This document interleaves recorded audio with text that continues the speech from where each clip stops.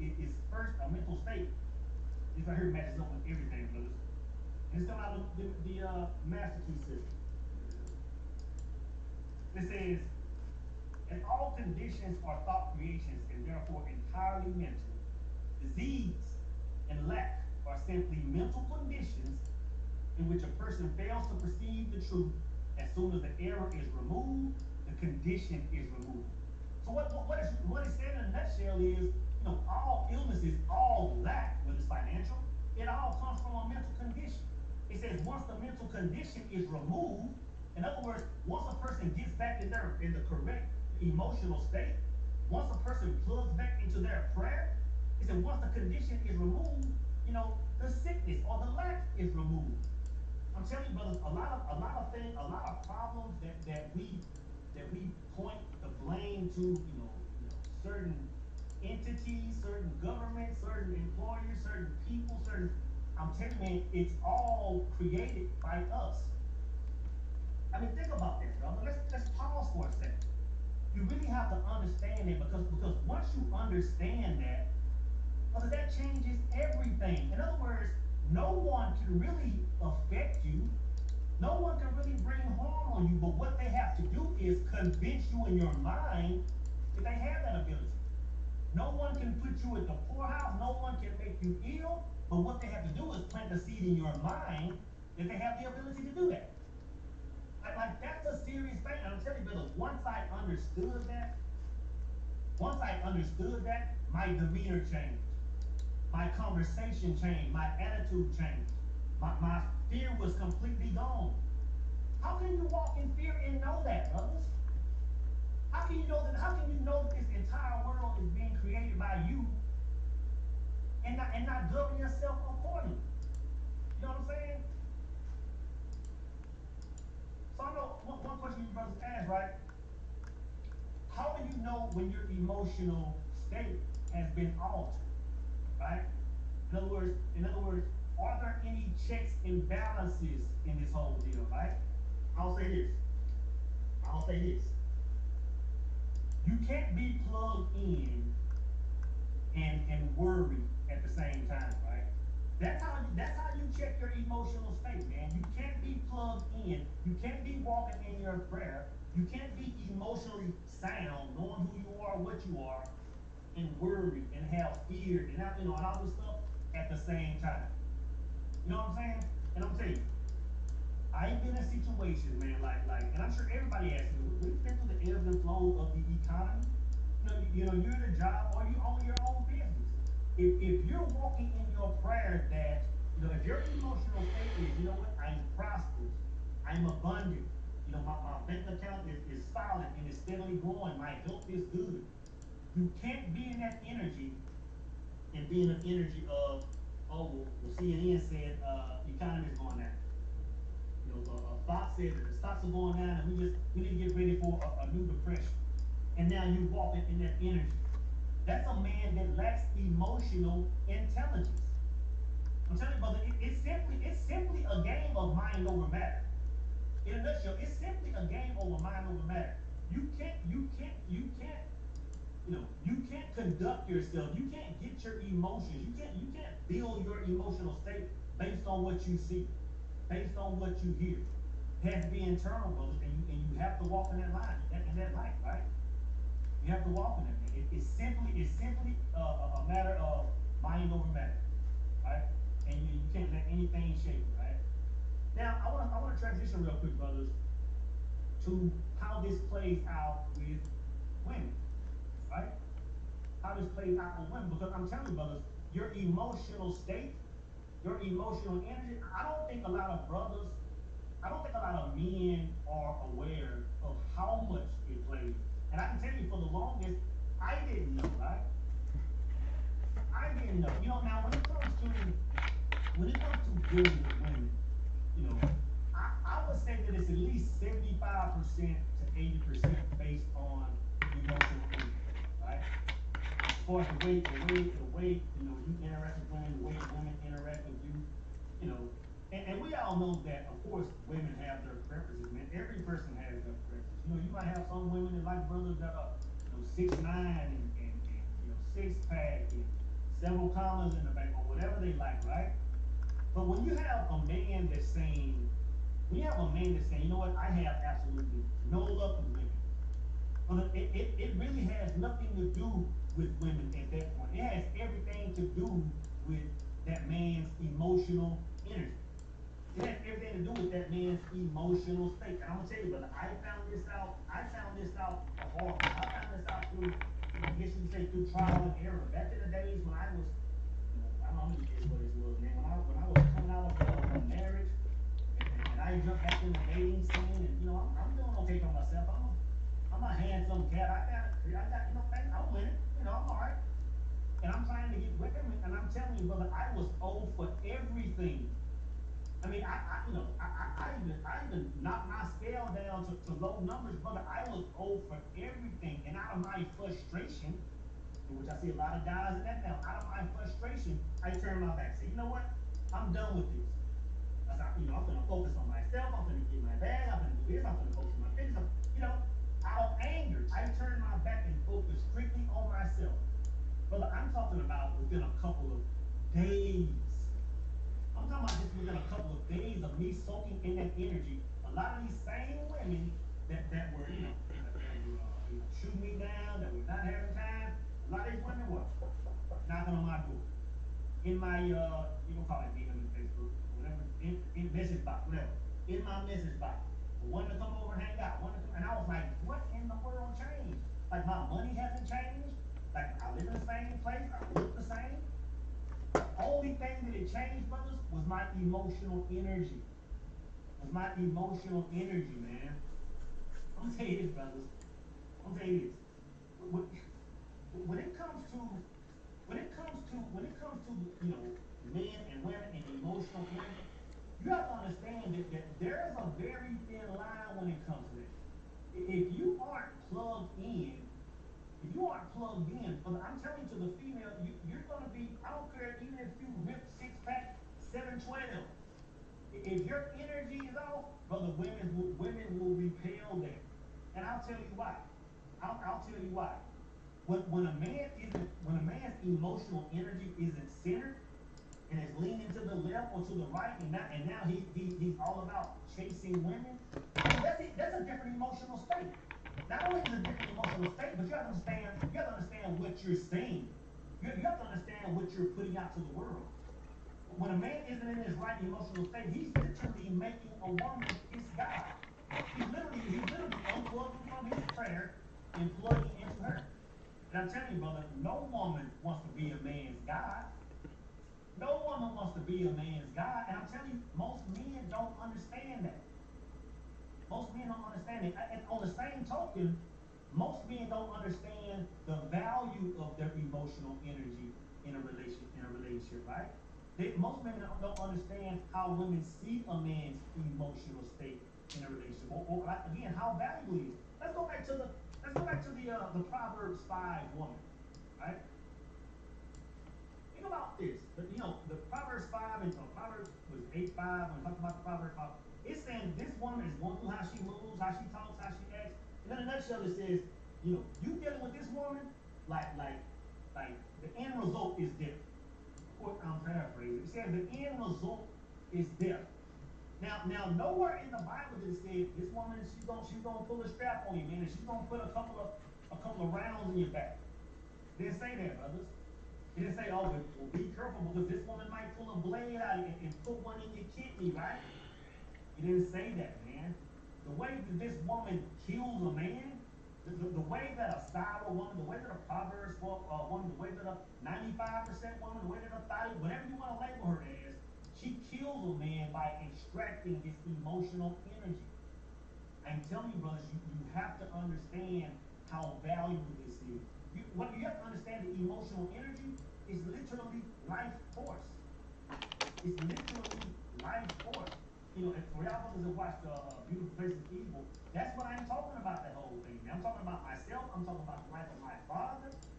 I've seen this, but it's crazy. It's crazy. Just to let you brothers understand how valuable this energy is, how powerful it is. I can remember last year I had 2 consultations, and they were within days of each other. and I'm saying I remember that because they were really, it's like these brothers had the exact same conversation. And what they were saying,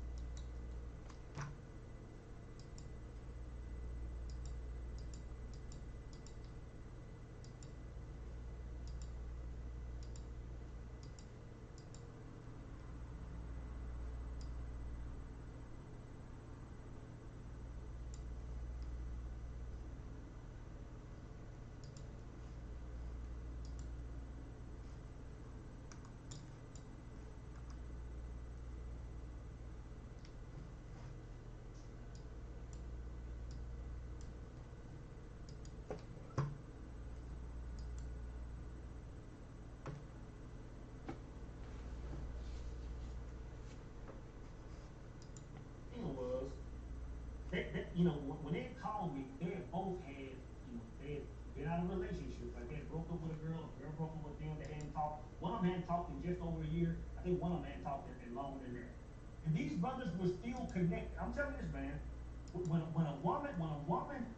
woman gets you in a position and she can tap into your heart and she leaves and now you're in this sunken space, brother, she's tied into your plug and she's gone with it. I'm saying this. Both these brothers said, "Hey man, I hadn't talked to this woman in over a year." He said, "But man, I can't focus. I can't elevate.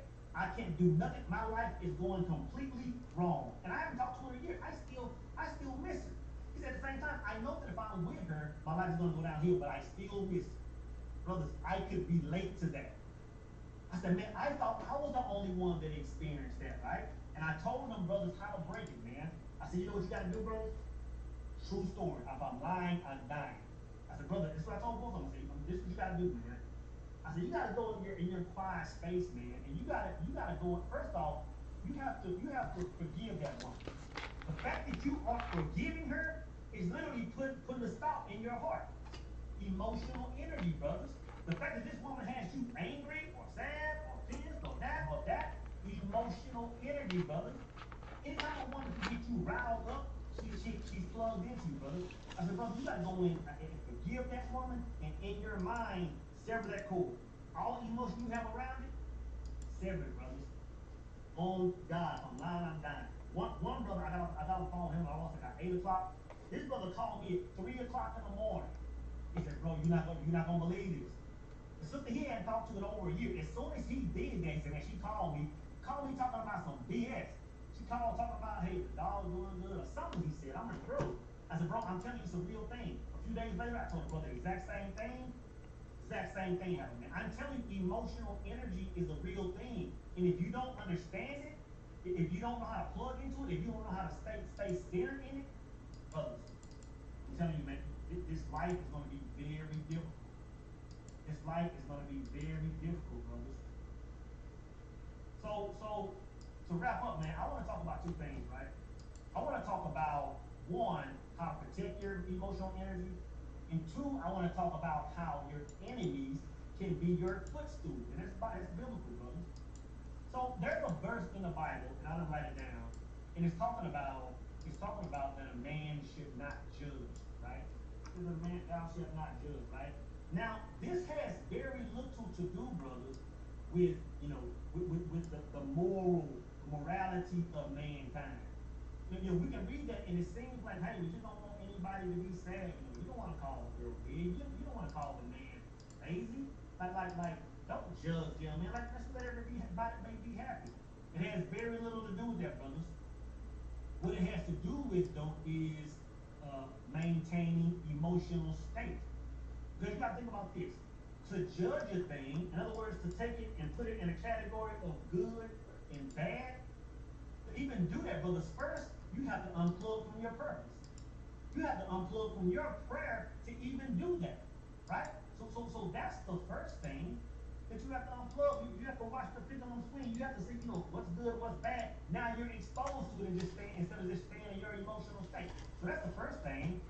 And then second, man, we have to understand, we have to learn rather, to take all energy as neutral, or to take all energy as raw. So when it goes back to saying thou shalt not judge, brother, I'm telling you, the most powerful thing that a man can do, the most beneficial thing that a man can do when it comes to his emotional state, is to not put it in a category of good or bad. It's to not judge it, because when you do that, you lose the power that it has now. You know what I'm saying? You lose the power that it has now. For example,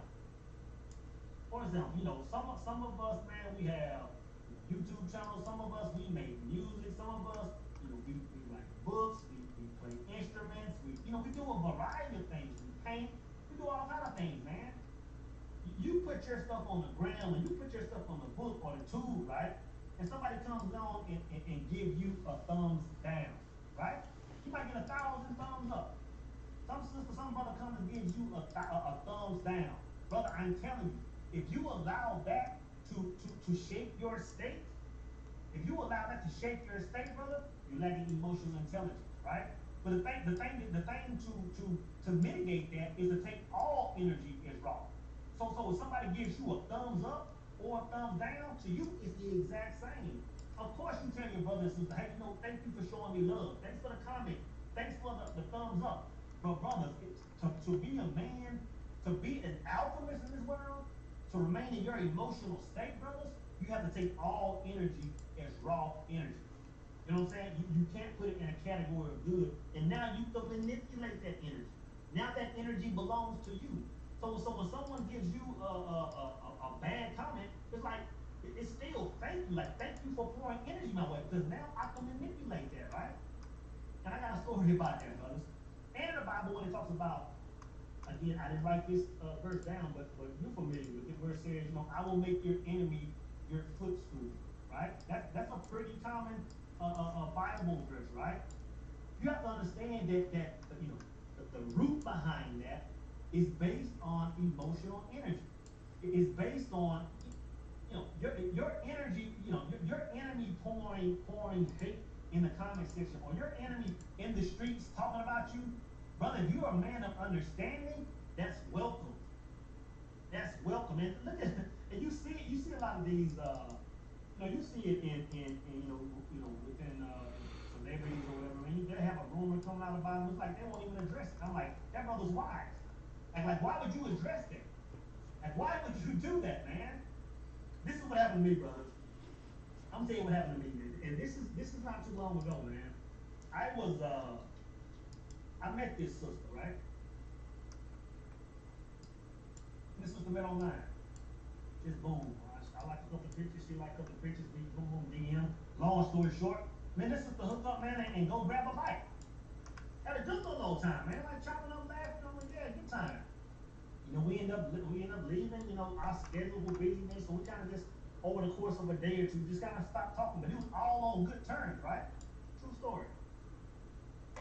About a month later, I hadn't even heard from this sister.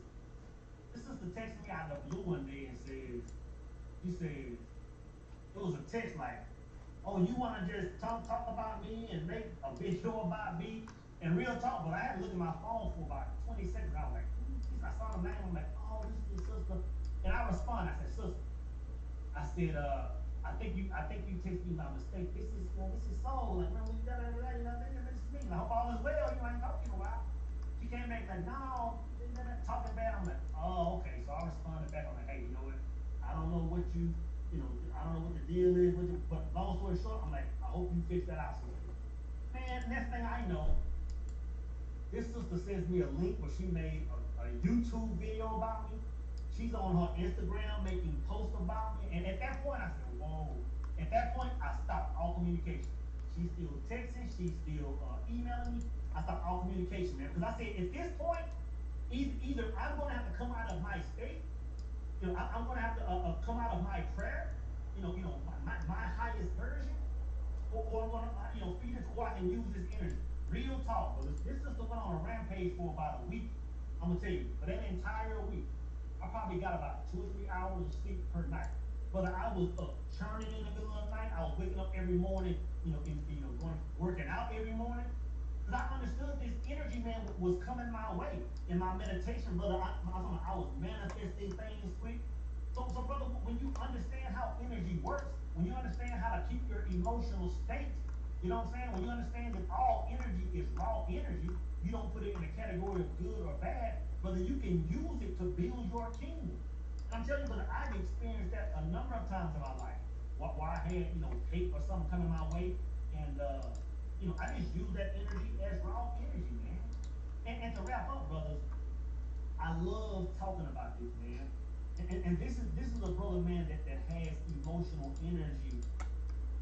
He has this on lock, man. And I watched this man his whole career, and it wasn't until later in the game when I understood. I said, that's the quality about that brother that I like.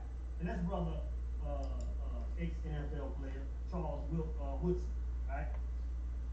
I made a video about this. It's probably been over a year now. Matter of fact, I made the video. The day I posted the video was the exact same day that he got put into the Hall of Fame. And the thing is, I didn't even know it. Somebody in the comments said, yeah, he got what's the name of that dude? I didn't even know it. This brother, man, two of the most exciting plays I've seen in my entire life when it comes to the game of football were back to back. Charles Woodson. I think he might have been playing for Green Bay. I'm not sure who he was playing for. Anyway, he's cornerback. Defense has him backed up to probably like the 10-yard line, right? They throw a little 5-yard out. Charles Woodson is defending the man, and they call him for a pass interference. Now, brother, at that moment, every single person in the stadium was going crazy. The crowd, is throwing cheese heads on the field. The coach is slamming his tablet on the ground. The players are all in the referee's face. The only person in the entire stadium, man, that was just nonchalant, that was emotionless about the entire situation, was Woodson. And Woodson is the one that got the call, man. So everybody calms down, they get the penalty, they mark the ball off, they run the next play. Next play, they run the exact same play. This time, Woodson picks it off, and from the 5 yard line, dives in, gets a touchdown, right? At the exact same time, everybody is going crazy. Everybody is lit. Everybody's around Woodson. Woodson had that exact same expression on his face, brother. Nonchalant, as if nothing had ever happened. That's how we have to move through this world, brothers. I don't care if it's good, I don't care if it's bad, we have to remain in our states. Woodson knew he was a Hall of Famer from day one. You know, and if he's walking in the energy as I'm a Hall of Fame cornerback, then what am I going to do getting upset because they made a bad call? Like, did I forget who I was? The next play, he stepped into that energy and said, you know what? This is who I am. What do I look like getting excited as if this is the last time I'll do it? Do y'all not know who I am? Brothers, we have to walk in our I am at all times. In a nutshell, we can't, I'm telling you, brothers, if you understand that your emotional energy is what's creating everything around you, if you understand that your thoughts going into the ether, that's going into this God energy is creating everything, then brothers, you have to guard your emotional energy with your heart. You know what I'm saying? Everything that comes into your world, whether it's a relationship, whether it's a job, whether it's a fact check, whether it's a hard financial time, brothers, you have to stay in that energy. You can't let nothing take you out of that prayer, man. You can't let nothing take you out of that prayer, brothers. Emotional energy is everything. Like, it's literally everything, man. What's going on, Brother Prophet King?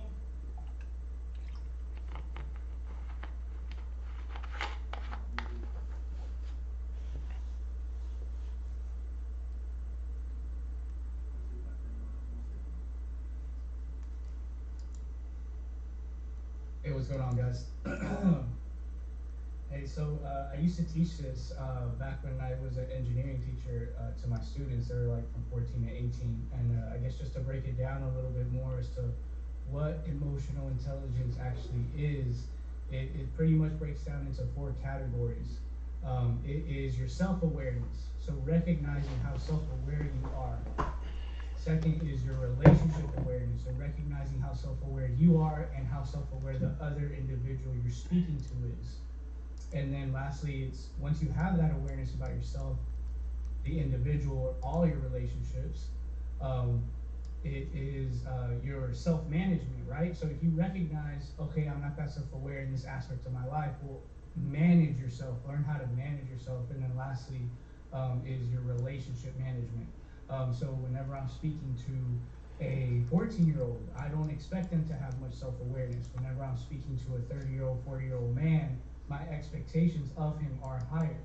Now, that doesn't mean that they're going to be more emotionally intelligent. On a soul level, they may have never matured. And I guess that's where you have to practice discernment, right? I will be a lot more patient with a 14-year-old versus a 40-year-old man who's just rejecting me. There's a famous quote that I guess got me into teaching once I left corporate engineering, and it was, it's easier to build strong children than to fix broken men.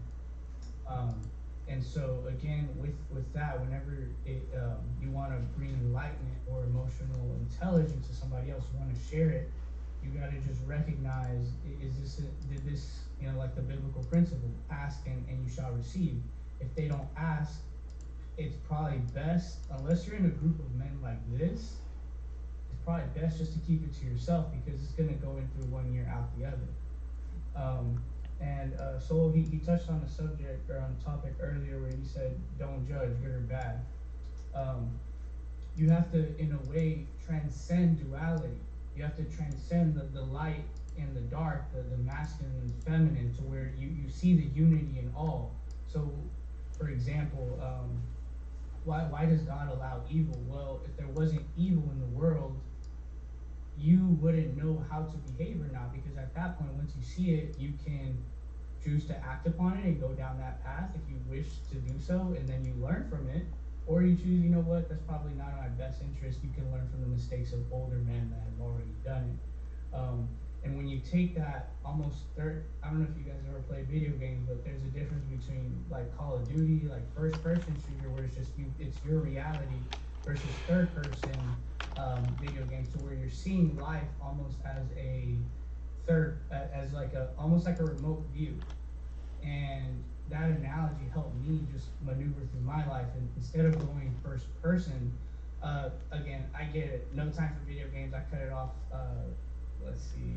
I don't know. Maybe when I was like 20. But you get the idea. Is changing your perspective from it's all me, me, me. This is happening to me versus this is, for example, me. Like this is happening to Ken, and I'm going to be unattached to this. This reality, because ultimately, like when you go to like the movie theaters, right, the movie, it's putting your consciousness through an emotional roller coaster. But when the movie ends, you know what, it wasn't real, so you can let it go easily. Well, think of this reality as like God's cosmic dream, right? It's like we're his dream characters. Shit happens, life happens, the ups and the downs, you can't escape it. They're a part of life. Your duty, or I guess the more stoic or enlightened viewpoint is you don't ride the emotional wave, whether you made 10K in a month or whether you're on your last like few dollar bills. This too shall pass, and you just have to recognize that state of equilibrium. Going back to the movie theater analogy, you know that the movie's not coming from the screen. The screen is just being projected. Where's it coming from? We'll look up the light, right? That's your main duty, is getting back to that light. Well, where's the light? Well, it's within you, right? In Matthew 6:22, it says, if thine eyes single and filled with light, then thy whole body will be filled with light. Well, how do you find that light within? Well, detach from the material world, go inward. My Mayan ancestors and shamans would tell me, everything from the eyes forward is just an illusion. Everything from the eyes back is truth. So seek the kingdom of God within you, and everything will be given to you. That's my.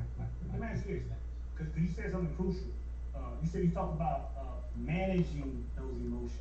Like I think that's a crucial part. What advice or what suggestions would you have for men that say, you know what, man, like I know that you know, when my wife comes in, you know, it puts me in a certain energy. I know that every time my boss just walks in the room, I'm tripping for no reason. What advice would you give a man on how to stay in this state, even though the world is happening around him? My advice to you, to my response to that, and to any man, is to become the observer, right? Like we're still human. We're still human. We're gonna have an emotional experience because, again, that's just part of the heart, you know. Now, what's key is feel through it, right? But recognize it's really just chemistry in your brain getting released.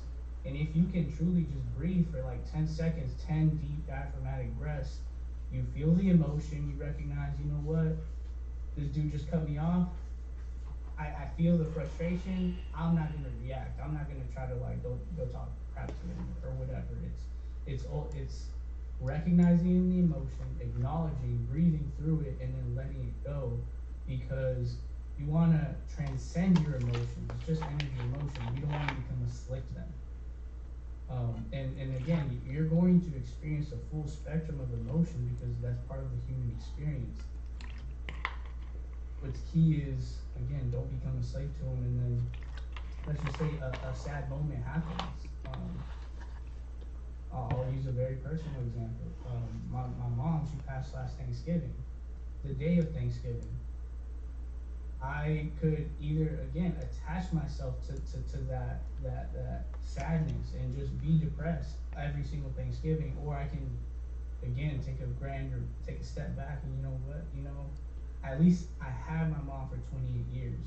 There's plenty of people that didn't have the opportunity to even and have that, right? So it's always being in a state of gratitude.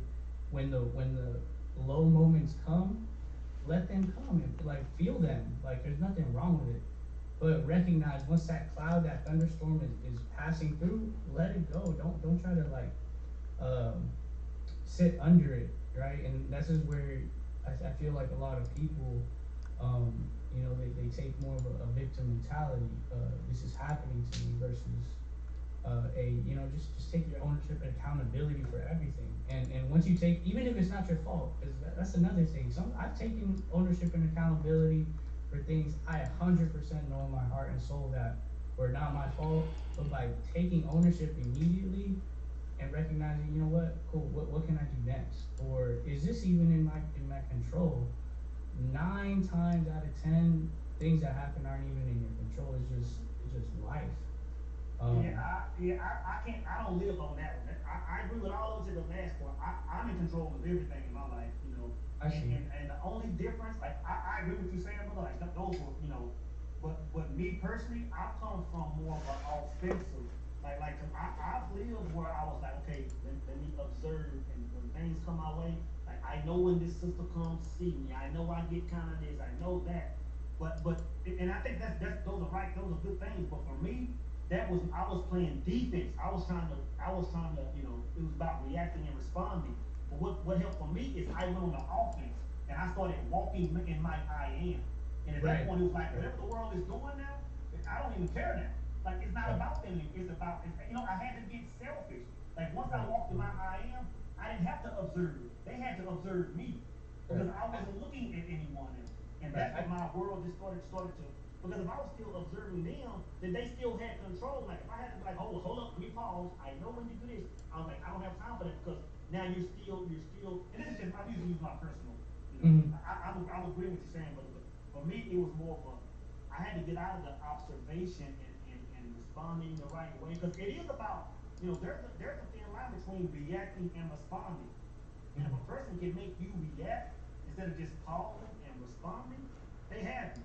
But if you get out of that game completely and play offense, it's like, you know what, you can do neither now.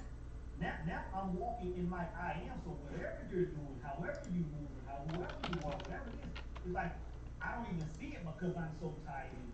So Right. y'all just need to watch out for me as I walk instead of me. I But guess I more think I so. think I think both I think both are. I meant it more so like, for example, like COVID, for example, right? Like when I heard of it, I literally just plugged into the Heavenly Father and I was like, Heavenly Father, strengthen my immune system. This does not exist in my reality. That and so again, the things that they're pushing right on MS mainstream media, like that, what I meant, that's not what I'm in control of. What I'm in control of, whether I choose to accept that reality being broadcasting, like they're casting in a way like, because words are spells, right? Like if they can get you plugged in, they're broadcasting, they're manipulating their psychology, your subconscious, and therefore, people become slaves to that. More so, I meant I can't control what mainstream media pushes. What I can control is what I choose to accept in my reality or not. Right, right. I love it, man. I love it, man. And every time you talk, man, maybe you talked before, you in tune, bro. I love hearing you speak, bro. We gotta connect, you know what I mean? We gotta connect, Of course, of course. Appreciate that, brother. Yes, sir. What's going on, KT?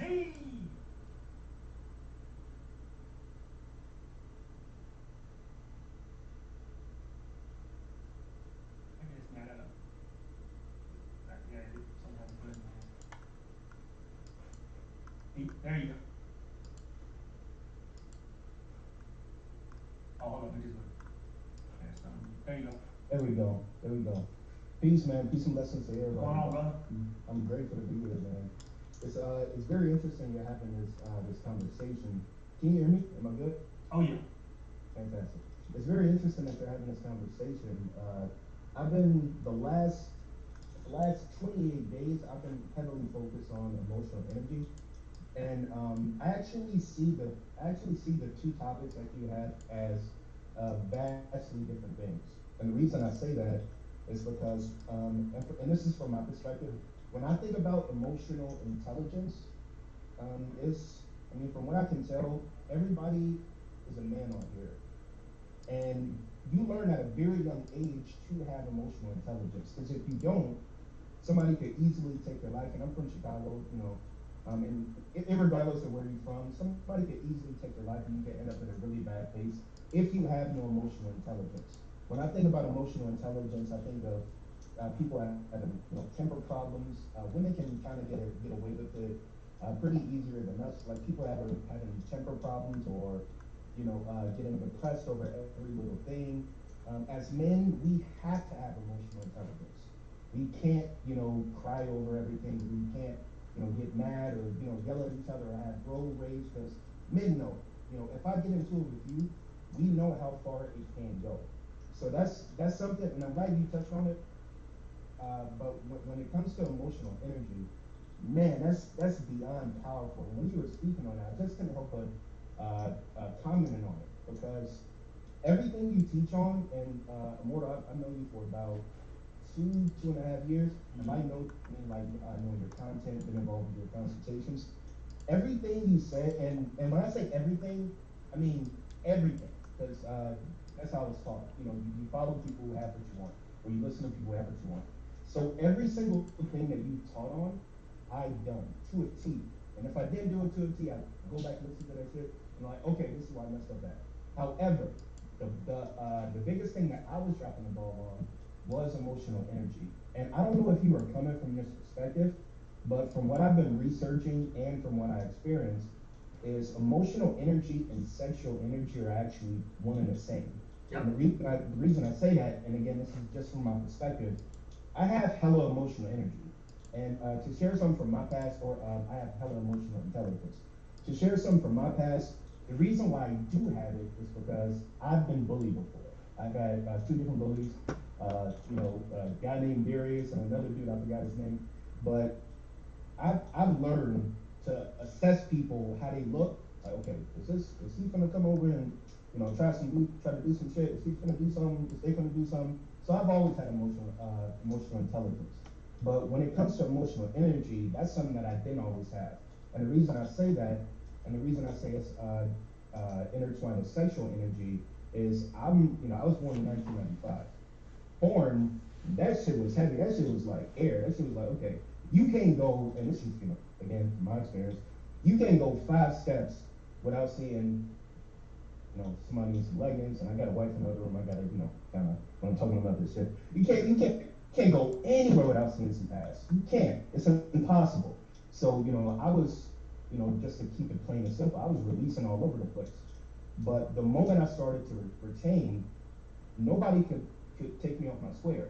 Mm-hmm. Nobody. When you say walk in your prayer, when I first heard you say that, is when you came out with the recipe.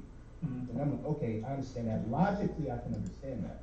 But when you actually, and this is just again from my perspective, when you actually retain and you're not ejaculating, it's like, yo, you have nothing else to do but walk in your prayer. It's like, yo, if you are, and this is what I'm working on, I'm building my Forex empire. If you're a successful Forex investor, that's just who you are.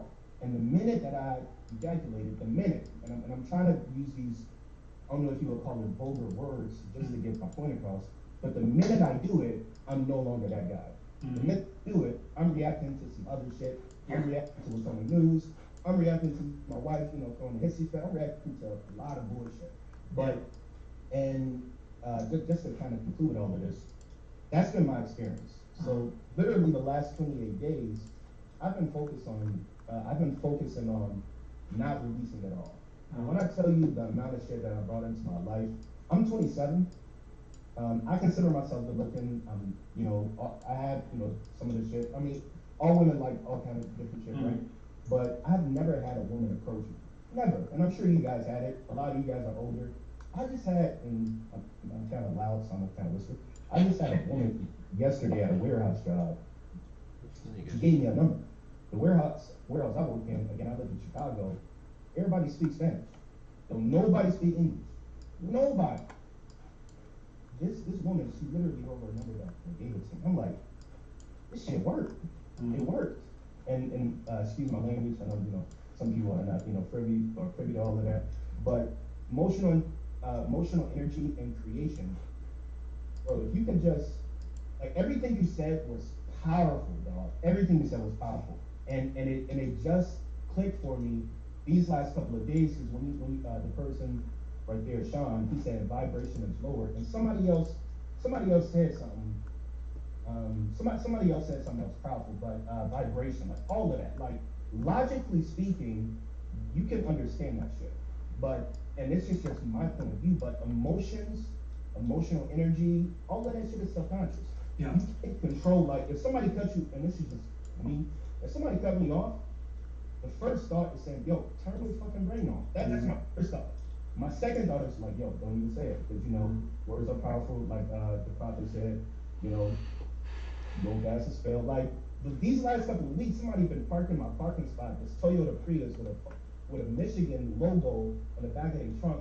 And I've been wanting to just take their side mirror off. Like, yo, not know that this is not your parking spot.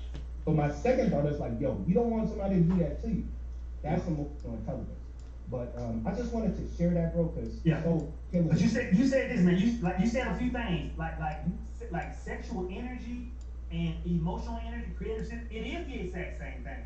It's the like that. There's absolutely no difference. Like the exact same energy. Like I kept calling it life force. That exact same energy is used to create a child. Going the other direction is used to create a world, right?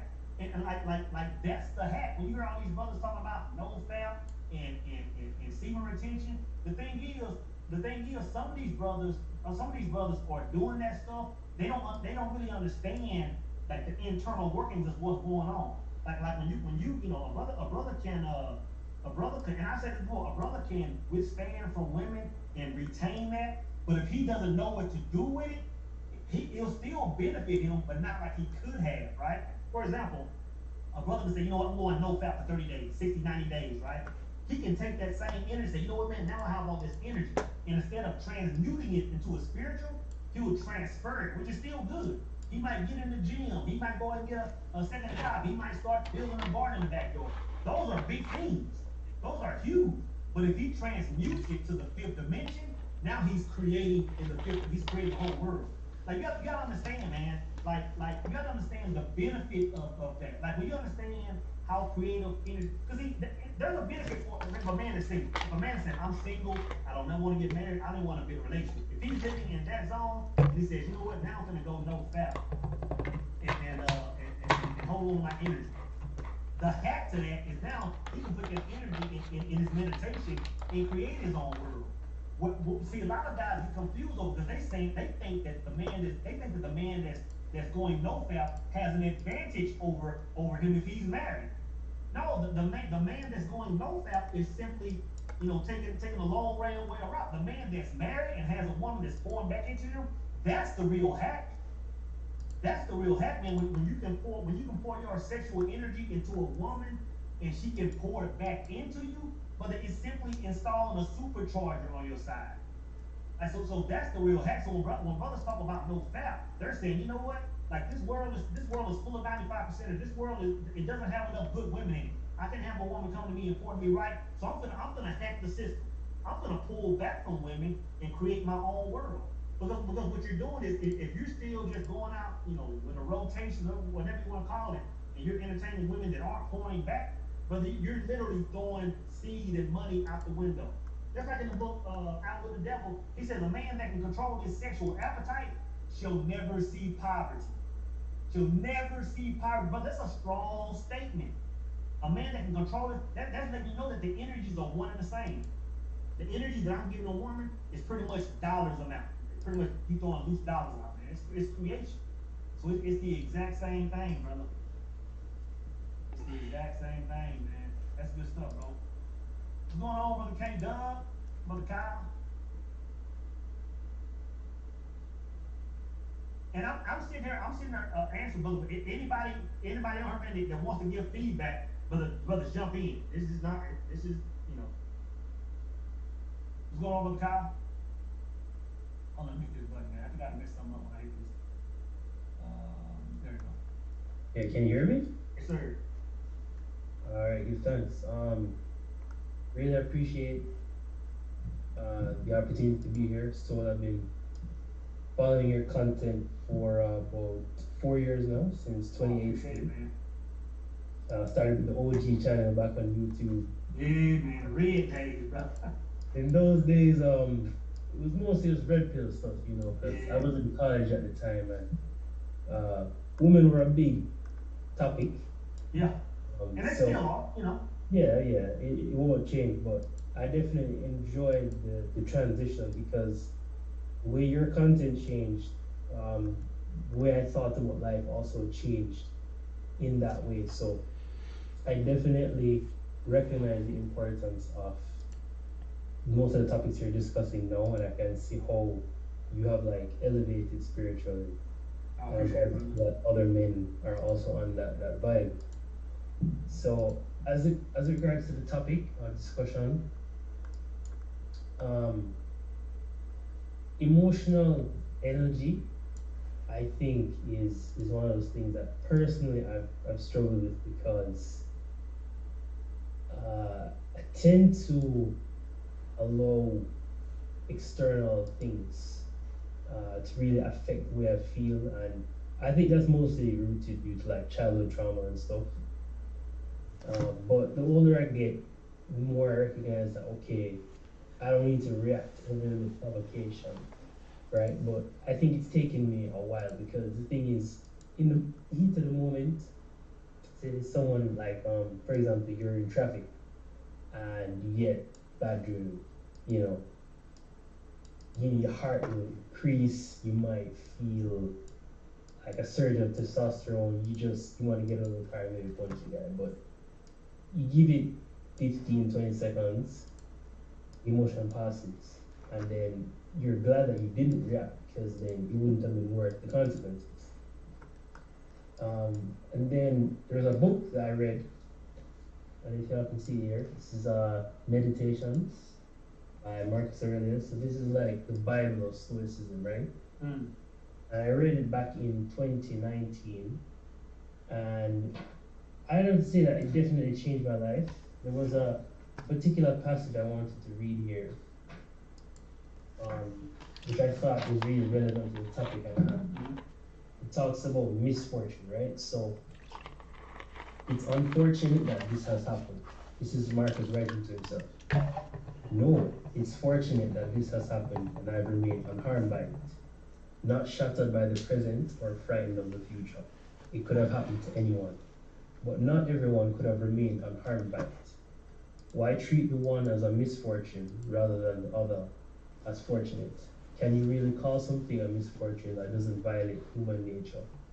Or do you think something that's not against nature's will will violate it? But you know what its will is. Does what's happened keep you from acting with justice, generosity, self-control, sanity, prudence, honest, humility, straightforwardness, and all the other qualities that allow a person's nature to fulfill itself? So remember this principle when something threatens to cause you pain. The thing itself was no misfortune at all. To endure it and prevail is great good fortune. It sounds like, unless you're what it's saying is all things work for the good. Exactly. You know what I'm saying? Like if a man is walking in his energy, man, think about it. If a man is saying, you know what, I'm tired of my purpose, I'm walking on water, I'm plugged into the source, I'm doing what I'm supposed to do. Then if I'm plugged into that and I'm creating a world based on that, then nothing bad can come my way. Because whatever has come my way is what I summoned to come my way.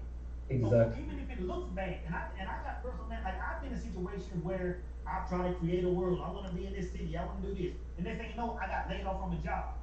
Look, I went around and I started hugging people. Paycheck short, money short, bank account looking red. I'm hugging people because I said, you know what? If I know who I am, if I know what I'm capable of, I created this. Like this must have had to happen.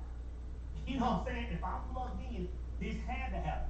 So I like that, brother, because what he was saying is, like if I'm plugged in, then why can I call a thing bad and why can I call this thing? What book is that again?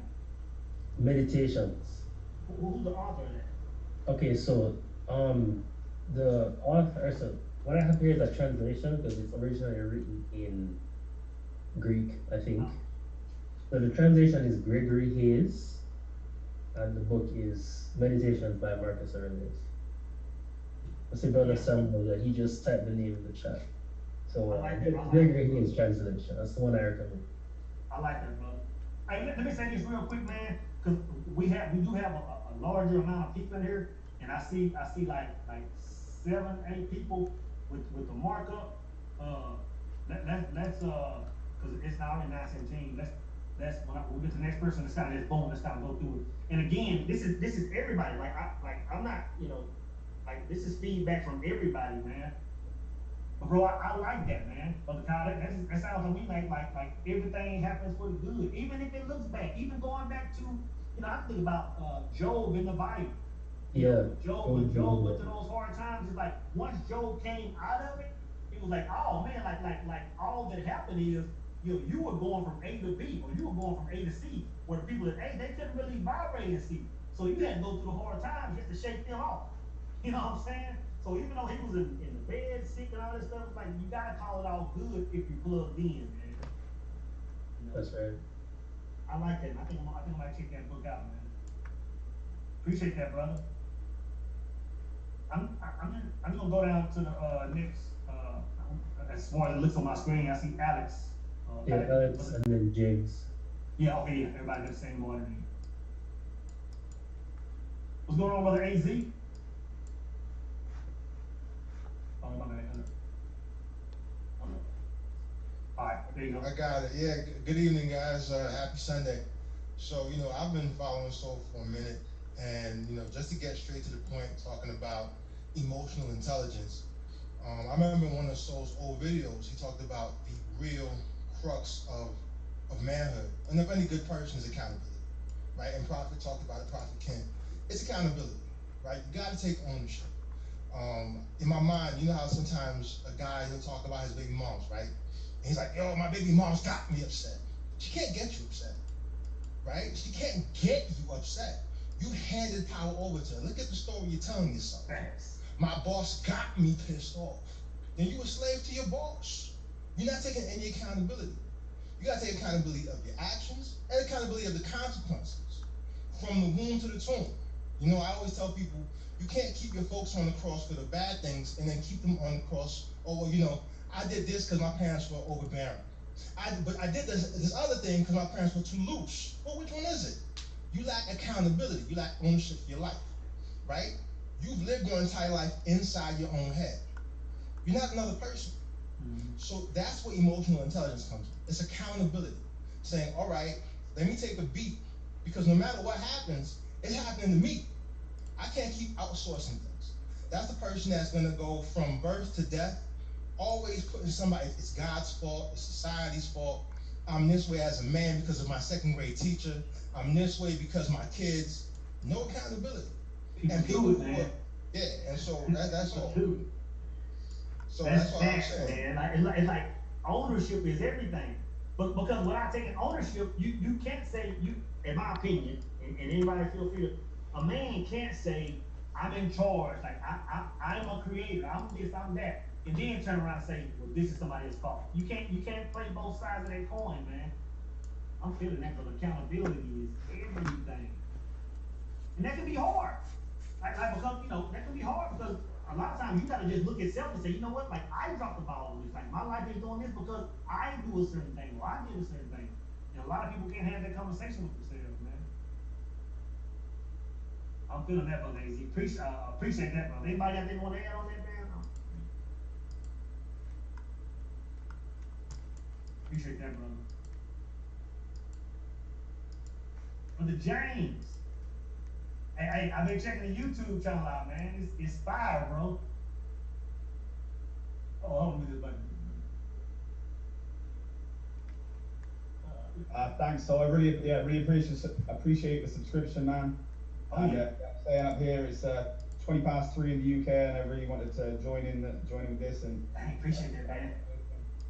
Yeah, I completely agree with Alex with the accountability part. I think that everything is our fault. Like if a girl cheated on me, it's me trusting the wrong person. And I think that you have to take, instead of blaming people, I think that accountability is ownership, accountability, and responsibility. They're the three key factors. Anything that goes wrong, outside of it being something that is health or bereavement, I think you have to take responsibility. The way I see emotional intelligence, I see it to be two things. I see one is to understand human nature. The other is to be disciplined. Now, I think that they go hand in hand. And once you understand human nature, you start to get a view of what someone's capable of. you can be disciplined upon your reaction if someone doesn't meet your expectation. And I think that when someone doesn't meet your expectation and say a negative comes at you, I think this is where I agree completely with what you were saying at the start, so is that you can harness that energy in a positive way. And I think that I spent many years in my 20s where I would let things rock me and it could ruin your day. You know, you get something bad happens and it takes you off center. I think that as a man, nothing should be taking you off center. I think you should really be focusing on what can I learn from this situation. It's not a loss, it's a lesson. I think that people have a penchant to fall into a victim, especially when you haven't mastered your emotions. It's like they fall into victim, and it doesn't really work for anyone. And you'll never become the best version of yourself if you keep falling into that. I don't think there's any great man who's ever become great without having serious turmoil. I think that you really get the measure. This is where someone either becomes a winner or they become a victim. If they can't harness the turmoil and become better from it, and they go into a pension of wallowing or depression, and I think I did that a lot in my 20s, is you actually become a worse version of yourself. But if you can harness the turmoil and say, right, what can I learn from this situation? What can I do differently when I reapproach said person or dating or the L I took in business? Then you come back better. I truly believe if you take the brains of the people who have the mindset, who have mastered their emotions, and you reset their life and you put them into the people who would be quote unquote feeling like a loser, I think that they would replicate their success.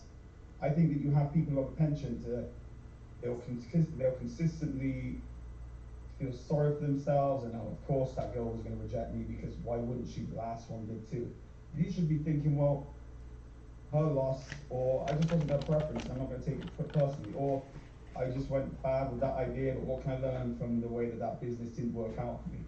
And I think that it's so important that people start to try and harness negativity as a positivity, because I think people look at things and say, well, he didn't get rocked by this, or he got lucky with whatever they think that he got lucky with. If they start to view it like, well, he probably tried 10 times and the one time it worked, and the whole the 10 times it didn't work, he didn't get all up in his feelings. He just kind of put his shoulders back and said, right, I understand what it is, I'm in control of my emotions, and I'm going to harness negative or positive energy to push my train forward. I think it's so important, and I think like once you learn that, I think you're indestructible. I think that no one can mess with you. I agree, man. You said something, and I know I'll keep talking, but does anybody want to chime in? Y'all chime in. But you said something, and I hear it all the time. Like you say, somebody with a solid emotional state, you take them out, you put them in a cage with losers. They're going to eventually work themselves out, right? Like a lot of people say that same the same thing. Say with you take somebody who's a millionaire, billionaire, take all their money and throw them on the street. Like in a matter of time, they'll get right back to that millionaire, billionaire state. Like that's true. So that lets you know that this emotional energy we're tied to is tied directly to creation and finance and everything. But my question to you, Brother James, is and just your opinion or anybody's opinion, like we can see people in society like that. We can even look at the Donald Trump, who's been bankrupt 2 or 3 times, and he's still a billionaire. There are several people that I know, man, they can lose jobs, they can be broke, but it's a matter of time, they'll be back in a 6-figure. What can a man extract from these people? Like what lessons can he take from that person to get on that wave, to get out of this current mindset, to get out of this current frequency? I believe you have to forget what you know. I think that like if I cast my mind back to when I first started my business as 21, I wasn't earning much money, and I had friends who were in sales jobs and they were earning quite a lot of money, and I was never jealous or emotional. I had always mastered my emotions in terms of work at that point at an early age, but I hadn't mastered it with women, and I was also too worried about what people thought. But instead of ever being jealous or getting emotional about, oh, this person's doing better than me, I already envisioned what it looked like to be the guy that I want to be. So what would happen is instead of ever getting jealous or emotional, because I think this is a discipline, I would think, I'm not worried about where this guy is because I know where I'm going to go. And I think that if you can really believe like you are going to be here, then you never get jealous because this person has X amount more money than me. I just know that my time will come, and at some point I will be where I want to be. And I don't want to expedite or trade my life for that person, because if I did do that, I wouldn't get the fun of the journey. Because I think you need to take the losses to enjoy the wins. And I also agree with what you're saying, that you can't get lost in the sauce either. Like you can't get too self bully yourself too much because you've won, and you also can't beat yourself up too much for a loss. Like you really have to remain not emotionless necessarily, but I have staff and I want them to see that I'm happy about when we have wins, but I also don't want them to think like, oh, we've made it, you know. So it's like it's um, measured happiness on the wins. It's not like you're getting lost in it and you're trying to celebrate for the sake of it, because sometimes these wins come not, and they could be luck, and then you can like start praising yourself for something that could have been luck, and I think that's equally as toxic as beating yourself up when something didn't go your way. Facts, man. Hey, James, definitely put a link to your YouTube page in the comments, man. And it goes for anybody. Anybody that has a YouTube page, or something you want to follow, a business or something, drop it in the comment section, man, so we can subscribe or support. I mean, you might have a business that some of us can benefit from. Thanks, Drop those links in the page, man. The YouTube page is I'm loving it, brother. Thanks, man. I really appreciate the subscription. Yeah, appreciate that comment, man. Appreciate that, brother. Yeah, I've been watching you for a few months now, and yeah, we do these road trips. We got an office about 10 hours away in Europe, and I've been listening to you all the way down, and a lot of your positions on marriage and stuff. And I was against marriage until I started to hear your version of talking about it being a legacy, and it's made me change my perception on whether or not I'll get married. Yeah. I think marriage I think it's I just think it's misunderstood. Like once you understand it and the benefit and this, then it's like, okay, now I get it. But I think about 80% of people that are married shouldn't be. You know what I mean? Because I don't think they understand, you know. I think a lot of people are doing that stuff. I don't want to go off that. A lot of people do it just because of lust, and that's Yeah. She got a big booty, man, and I can live with that. And what you said about it being a business decision is 100% correct. Yeah, definitely is, man. Appreciate it, brother. It's so. Brother Jerry, you still in Hawaii giving up, man, while y'all over there just living like common people? What's going on, brother? Oh, hold on, Rich, unmute. You may unmute, man. I think I gotta. Let me go on these settings. I think you're on mute. Hold on. What you got there? So yeah, just you locked up mute because I gotta change it. That troll army that came in earlier. Yeah, man, threw me out. So funny enough, man, it's interesting. I actually made a comment in the chat saying, "Oh, this is just a test of exactly what you're teaching." When I would do like my Facebook lives or something like that, there would be some people who would just come in there and just say, when I was first doing it, they would just say some of the trashiest, hateful things, or just complete disregard of what it is that I'm teaching, and it would be throwing me for a loop as I'm trying to communicate and everything. I'm like, all right, Jared, just stay centered. Don't let them knock you off. And I was in, but as I'm looking back on it, and even I remember that time, I remembered it was actually fun. I was like, oh, it's like riding a roller coaster or something like that. Like, oh snap, they're trying to knock you off, and it's like, all right, just get back on the horse or get back on the ride. But I did want to read something that I think kind of highlights this whole conversation that everybody's talking about right now about emotional intelligence and walking into prayer and basically following your emotional guidance. And this is from Alan Watts, and he's talking about the story of the Chinese farmer. It's really short, so I'm just going to read it real quick. I'm not going to make any commentary. Just if y'all been hearing me the last couple of weeks, y'all know where I stand on all this. So I just wanted to read this for everybody. So here we go. Once upon a time, there was a Chinese farmer whose horse ran away. That evening, all of his neighbors came around to commiserate. They said, "We are so sorry to hear your horse has run away. This is most unfortunate." The farmer said, "Maybe." The next day, the horse came back, bringing 7 wild horses with him. And in the evening, everybody came back and said, "Oh, isn't that lucky? What a great turn of events. You now have 8 horses." The farmer again said, "Maybe." The following day, his son tried to break one of the horses, and while riding it, he was thrown and broke his leg. The neighbors then said, "Oh dear, that's too bad." And the farmer responded, "Maybe." The next day, the conscription officers came around to conscript people into the army, and they rejected his son because he had a broken leg. Again, all the neighbors came around and said, "Isn't that great?" Again, he said, "Maybe."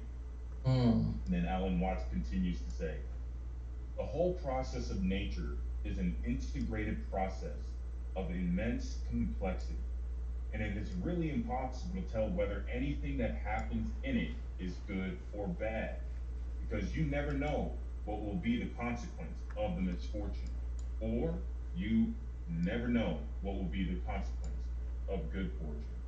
And Mm. so, I read this and I think about this because, you know, when we say walking our prayer or emotional intelligence, or every bad has its good or every good has its bad or whatever you want to say it, really what's actually happening is there's nothing happening but what's happening right now. The thing that occurred, whether it triggered you, whether it pissed you off or whatever, that just happened. It's not happening now. Or if you're thinking, oh, that's going to happen, it's not happening now. The only thing that's happening now is your awareness of an experience. So at this now moment, you get to choose what it is that you want to experience. How do you want to use what just came about when your wife is coming in nagging, when the car accident happened, when your boss told you to do this, that, and the other, or when one of your friends is nagging and talking about negative things, and how are you taking it? Are you transcending that and helping lift them up, or are you falling down into the pits of despair with the rest of them? Ooh. So I just wanted to put that out there and just say, don't fret, you guys. Whatever's coming up is actually for your blessing if you choose it to be so. Man, respect. What are your thoughts on that, Mark? Hey, what's up, Soul, man? What's up, brothers? Everything good, man. So, as of recently, like the first brother said, I've been really more into emotional intelligence. Due to the fact that I just had my daughter. I know. Remember we was talking about it. Man. Yeah. So I was just like, I gotta really learn more emotional intelligence. And growing up in like the black community, a lot of men they don't have emotional intelligence. And I'm not gonna say and myself too. So it's something I've been trying to learn. So, back in November, how you do the No Nut November thing. I've been doing that for the last 3 years. And like how you really could like you attract women like that. Like it's true. So there was this girl I was sitting next to, and she was just like obsessed with me. And she was like, "Mark, I'm obsessed with you. I don't know why. I don't know why. I don't know why." And to me, I'm just like, all right, I'm chilling. You feel me? I'm cool in it.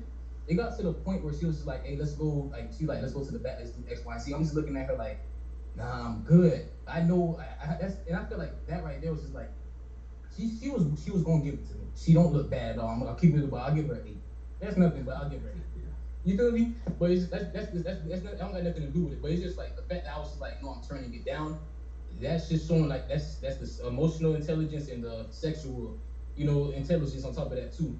Knowing where your energy is gonna go. And on top of that too, I had a whole girl, so it's just like, no, I'm not tripping. Like I'm like, no, I'm good. It got to the point though where she just was like, now she'll keep that. I had too much discipline. Now she's trying to see if she can knock me off my pivot. So there was this one day she came to my desk and she just like rubbing on me, touching on me. I said, hey, like chill, quit touching me. She's like, what you gonna do? Are you gonna hit me? Are you gonna hit me? Hit me. I'm just like, yo, what is this girl? Is this girl like? I had to really just throw myself in the third. What's the word? The first person. I had to throw myself in the third person. I was just like, hold on, what is she trying to do? Is she trying to knock me off my pivot? What is she like? She's trying to accomplish something like. The fact that I'm like somebody, you're telling somebody to stop touching you, and they're constantly touching you. So I'm like, yeah, she's trying to get a reaction out of me. So I just backed out from the situation. I was like, yo, can y'all just move my seat from this girl? I just kept it as that. And the fact that you said use their energy to, and basically use their negative energy, or don't think about it as negative or positive. Just think about it as a thing. I just looked at it like, all right, I'm gonna use it like in the better. So I just sat back. And I was just like now when she see me, she's just like she knows she can't talk to me because I cut that door closed. Like she knows she can't talk to me, and I just like it's like an energy boost for me though, because it's just like I know it makes her feel some not to make her feel bad about herself, but I know it's just like I controlled that situation the right way when she was trying to make it the bad way for me. When she was probably trying to knock me off my pivot. So it's just like. Emotional intelligence is very, very important, right? It's very. You gotta understand too, man. And I don't know what other word to use because on YouTube and the radio community, all the word I've ever heard used is chickless, right? Oh, I don't know okay. what other word to use besides that. But you understand, like when women are doing that, that's really all they're checking for. They're all they're doing is checking for emotional intelligence.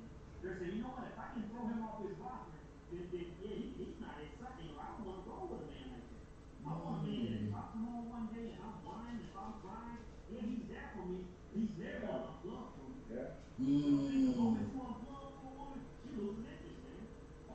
You know what I'm saying? So you Mm. have to be aware of that, man. It took me the longest to understand that. You know, I could be focused on my goals, on everything. And this is back in the days, back when we were young men, she come in my life, boop, I'm unplugged. Now I'm here. And I'm like, dang, you was just feeling me. Like, what you mean? Like, you always like me. What are you Ooh. talking about? The fact that I unplugged turned her completely off, man. A woman Ooh. might sit there and say, you know what, I need more time. And dude, I'll be on this computer all day, all night. She's like, no, give her time. You know, the moment I put her over that purpose, brother, Over. she falls back, man. I'm telling you, Damn. there's women that they're getting that emotional energy, man. You know what I'm saying? And women have a million and one ways to do that, but that's how women move now, man. And another thing too, I think too, like my like teenage got a really affect me, like young. And I just got to the point where I'm just thinking like I'm aware of like if she's just doing that, you know, let me just vibe or just go to the next room. And it really been like kind of helping me. I'm not gonna cap because it's just like now she's coming on board to me because she's trying to figure out why he's not tripping or you know like you're not really falling into the rabbit hole or like the trap. It's not like I trip a lot.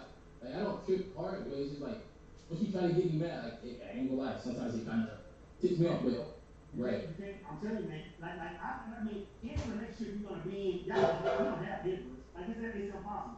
So man, when young girl gets like, I don't understand, blah, blah, blah, blah.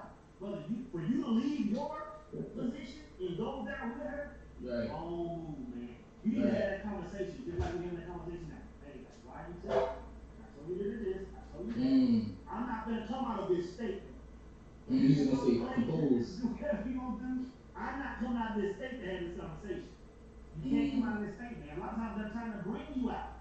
And the fact that you're staying in that state, man, is really arousing her, to be honest, man. Because that's what she Right, right. wants.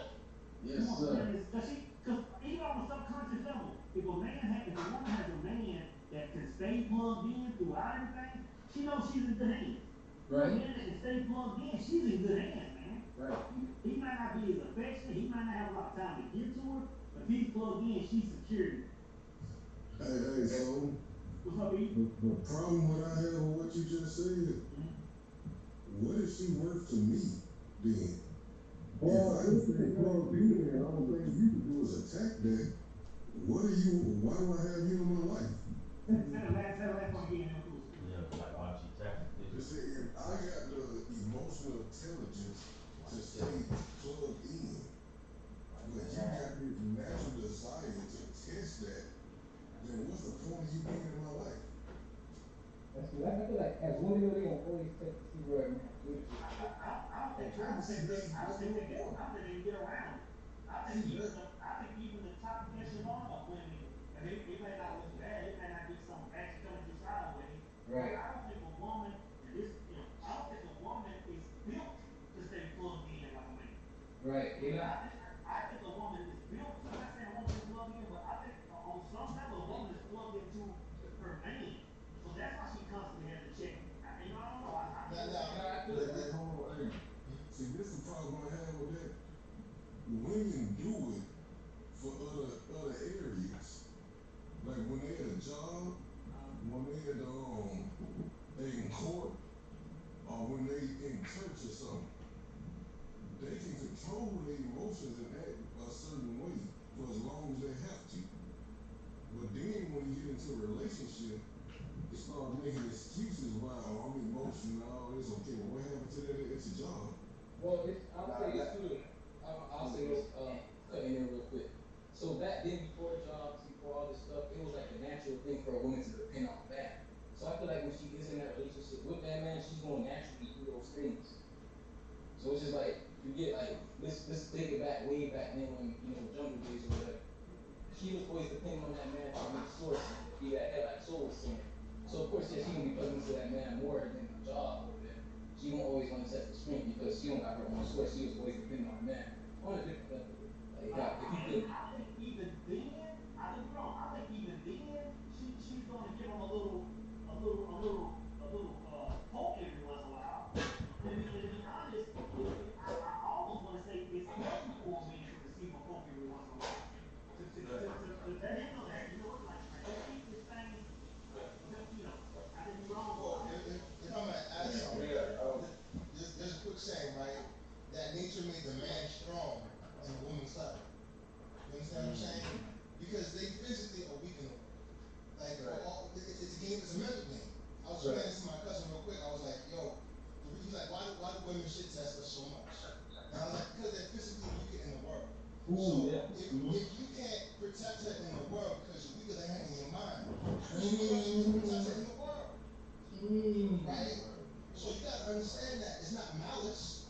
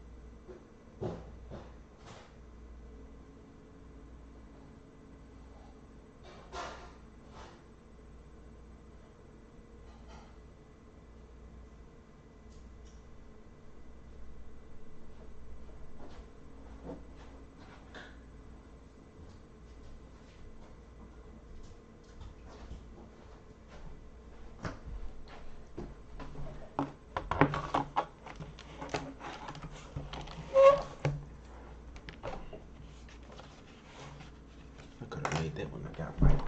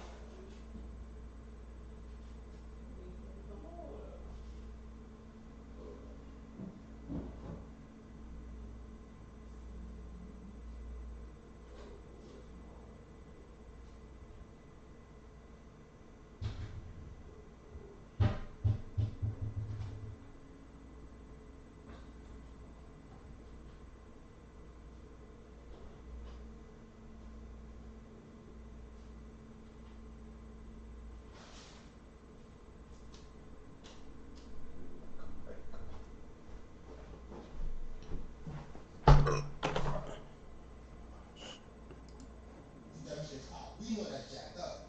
But it's just, she needs whoever's going to protect her, whatever that looks like. So that's why no matter where she goes, she tests and she pushes. I think a distinction needs to be made. I think a distinction needs to be made between a woman who is trying to poke you and a woman who's trying to put a sword in your back. Oh yeah, for Because sure. there's some women who get off, and they'll take a man that's very strong and powerful, and they get off on watching That's in him the do light that. right there. Right.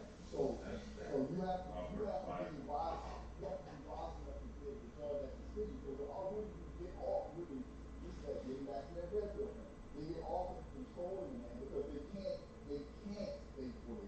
they can't, they don't have the physical strength in the world. You know what I'm saying? So they'll take a man and they'll manipulate him like a puppet. It makes them feel like they're strong.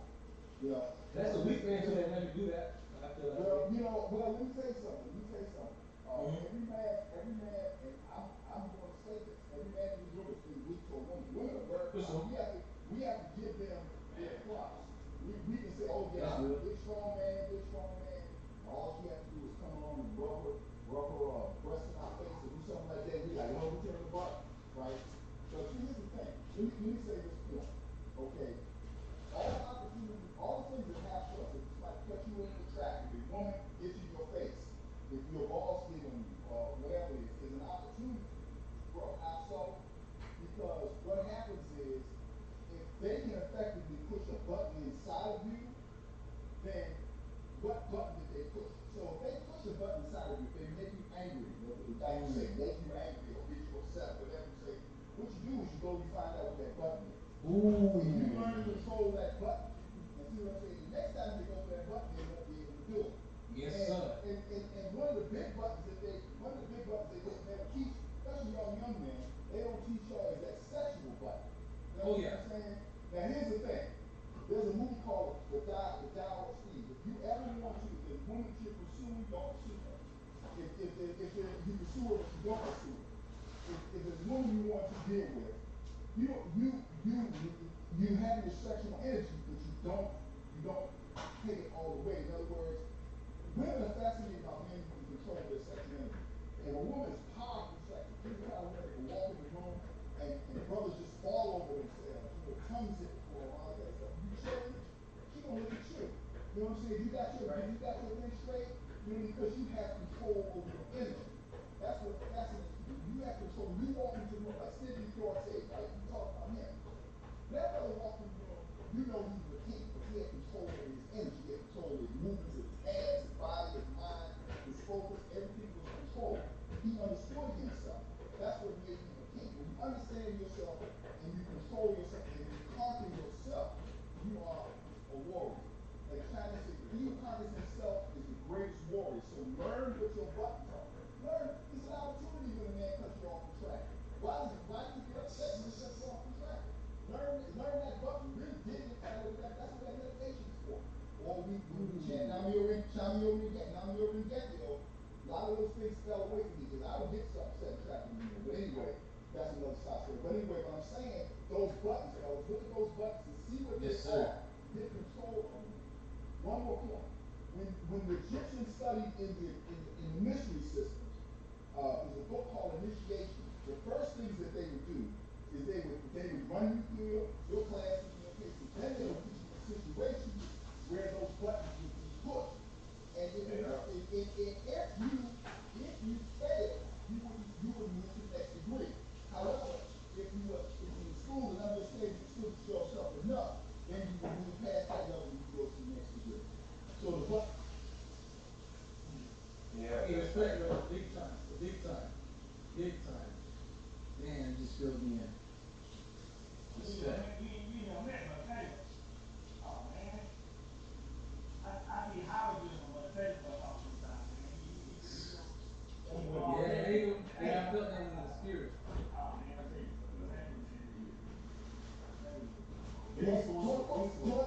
Go up to my YouTube channel. I have some subscribers. Jump that. You know what? I'm not that savvy with the Zoom, man. Because somebody can help me with that, because I don't know how to get off of Zoom and get my YouTube channel. I'll put it on that. Okay, I appreciate it. I see the order is changing up though. I don't know who it changed from Mosho to, I want to call you brother iPad. I don't know who changed. Brother iPad. Well, I see Mosho right there. Let's go with Mosho first, man. going on, bro? Hey, what's going on? How are you today? All right, we're good, man. That's great. Another fantastic discussion. I really enjoyed this one. Emotional intelligence is one of the things that I personally actually encourage when you go through primary school, you know, you get people into things like that. And one of the issues I had with was letting go of those past things is image and concept that was that. I tended to not let go of that image that I was about purpose. One of the questions I wanted to ask you is that in one of your videos, you said somebody when you lost your dad, you someone else for good. So I can imagine you went a lot of emotions because you lost your son away. How did you overcome that and what was the process to move out of that and just forgive it? Because forgiveness is hard for me sometimes. Yeah, man. You know, man. That's really the only word, and that seals so many parts of my life. But just answer your question. Uh, the way it got, cause for y'all know about that video, he was killed by a drunk driver and went head on with the large vehicle and killed him. And the guy was drunk that was driving, right? And for me, like I forgave the guy before I even knew who he was, man. I was like, you know what, man? And even at a young age, cause I was 12, 13, 14, and it's something in me said, you know what, like it was a burden on me. It had a tie on me. And even at a young age, I said, you know what, and if I don't forgive him, it's gonna always be a burden. Now I wasn't saying those words in my mind, I'm sure, but it was something, the spirit, it was something telling me, hey, you gotta forgive. So man, I literally forgave this man, like 100%, and that just went away. But saying that, I understood like the power in forgiveness. Like going back to what I said earlier, man, like when you in these relationships, like I've been in a relationship, man, we had our trauma bonded, we were together, we went separate ways, and even though I wanted to go my separate ways, like there was still something tied to me that I didn't understand what it was. I'm like, why am I trying to be in this other situation? I'm trying to be safe, I'm trying to be go on my life journey, but I still feel something draining me, and I'm like, what in the world is that from this person? And I just had to say, you know what, this person did all these things wrong. I had to line up my mind, what is it? And I forgave all of them, and instantly my power came back to me, and I could move. So I think forgiveness is important when we talk about, like whether you lose a parent, whether somebody cheated on you, whether you had some kind of childhood trauma. A lot of people had, were touched inappropriately. I think whatever it is, some are harder than others, maybe. But forgiveness is like forgiveness gives us the power. And it's not about being, it's not even about having a conversation with somebody who did you wrong. Like, if somebody like, touched you wrong, or like somebody had, like the guy that killed my father, I didn't have to have a conversation with him. I just had to say, you know what? Like, man, like this is part of life. I don't understand it, I don't like it, but it is what it is. Like, let me unplug this and move on with my life, man. And it's healing, bro. It's healing to forgive, man. It gives me power, it gives us power. And as soon as you let it go, the universe took care of it, right? So Yeah, yeah. And I'll be honest, the guy ended up getting killed. It might have been a year or two. After that, man, he walked in a liquor store, trying to rob a liquor store, and the owner shot him, man. So I was like, eh. like I forgave it. I said, hey, no, I'm like, that's what, that's the world you made. I don't know, man. I don't know, but yeah, but I forgave him, man. Well, so what is your definition of forgiveness? Because I think people don't understand what forgiveness is. Well, for me, I'm glad you asked that, man, because I don't think I really asked myself. Because for me, it's saying, you know what? For example, for me, like when I think about relationship, like when I had to forgive an ex, I had to come to the conclusion, say, you know what? Both of us were toxic. I said that's probably what attracted us to each other. I said the thing that pissed me off is I was seeing all your toxic traits. But I had to come to the conclusion. I said, you know what? If I kept getting back with you and you were toxic, it must mean I was toxic too. So as far as forgiveness, I said, you know what? All this stuff you were doing, I said, I understand now that it's based on your trauma. All the stuff that I was doing was based on my trauma. I said, see, you know what? I take it off of you. I said, you wasn't doing that just because you wanted to do it. I said, that was taught to you. You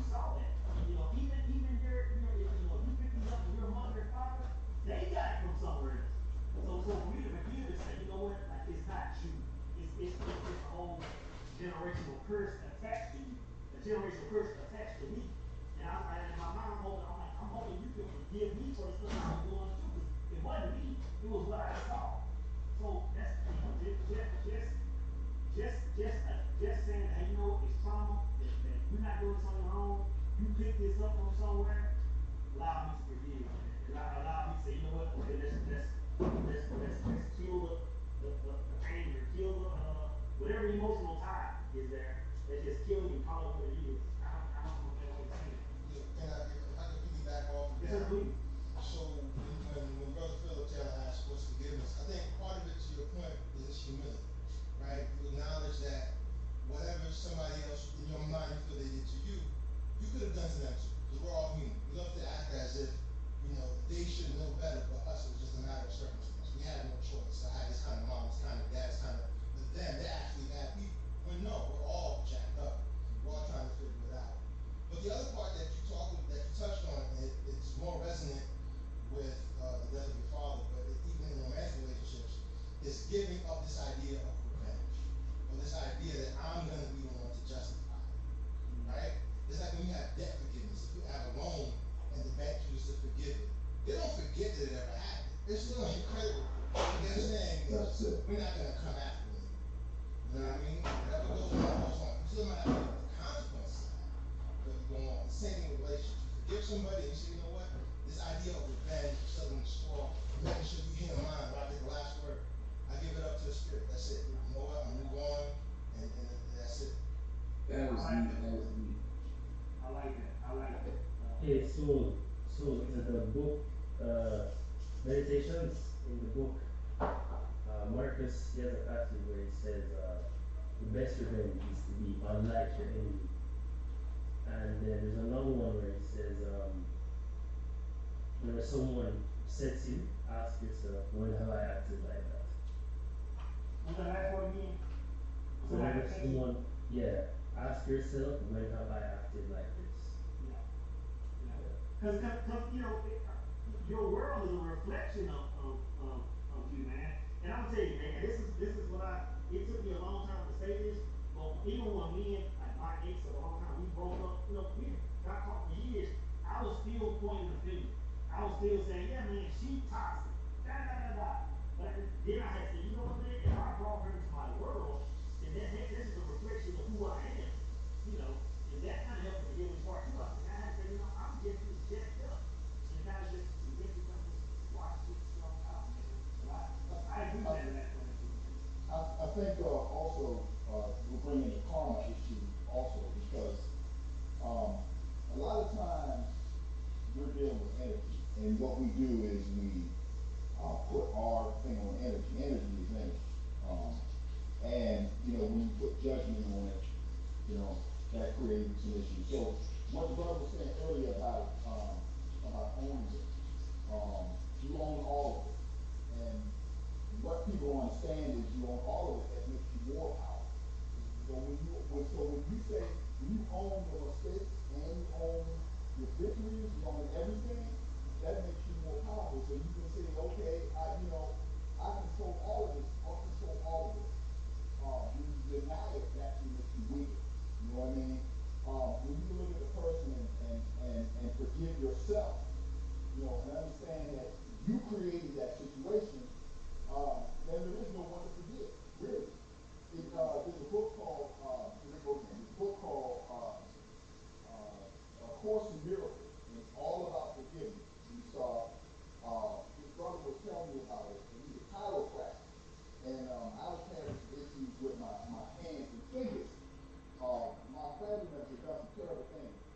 And when he told me to go into this book and really dig into it, and I found out that basically, if I say that even the things they've done to me, I created. Chronically, we believe that anyway. The things that they've done to me, I created this situation. If I take control and own it, then I take the power away from them. I take the buttons away from them. I own it. I work with that energy. Like I said, so I take that negative energy and flip it around. That makes me more powerful. You understand? Yeah. You know, you take whatever's thrown at you and say, okay, there must be a reason why I'm standing in the way and the ball hitting in the head. I must have want to put myself here. Everything that I've done in my life, I've done because I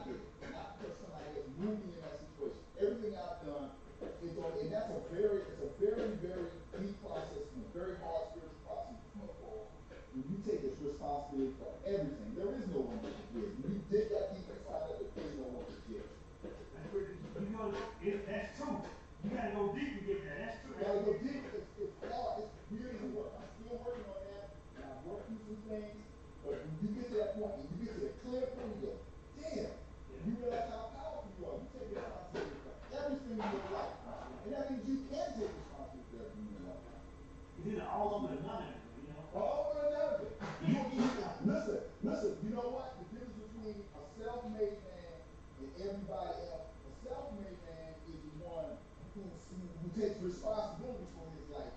And he's the only, that's the difference between self-made and regular man. Other people are going to take responsibility for their life. In other words, I didn't do that. Self-made man say, I did all of it. So, I mean, I have a little bit of an issue with that. I think the outcome matters. I think the accountability is on the consequences, right? Like, you gotta move on the dollar. You gotta move on the principle. But see, the problem with, I'm going to cut you off, but the problem with that is, if you live in a law, if you live in a world of law, which we live in, which is cause and effect, there is no thing happening to us. Yeah. There is no thing. You are the energy center of your situation, so you created it. And again, that's very hard to deal with. How can you say a child that is born into this world is blind is responsible for that blindness? But see, what you gotta understand is if you dig deep enough and you dig, you'll see it. We are eternal beings. So the things that we've done in past lives may have created this life. You understand what I'm saying? It's deeper than this life. It's deeper than our personality. It's deeper than our profession. It's deeper than our color. It's deeper than any of that. We are spirits on this journey, my brother. And we've been carrying this stuff with us. Everything is a lesson. Everything is something we've drawn to ourselves. Like what the brother was saying, where there are no bad days. You don't have bad days. What you do is you have opportunities. You have things, situations to learn. There are no bad days. You take everything and flip it around. So everything. So the universe is throwing this. You're throwing this stuff at yourself so that you can learn something. It's kind of deep. Again, you created this situation, so you run into this crazy ass woman. You know what I'm saying? That you married. You know what I mean? And she can put you off all this stuff so you can learn something about how to handle the situation. It's something that I don't know. It's hard for me to explain, but anyway. What are your thoughts? Give brother I don't know how you brother option in a minute, but what are your thoughts on that AZ? Because you have a strong. I mean, my issue with it is it almost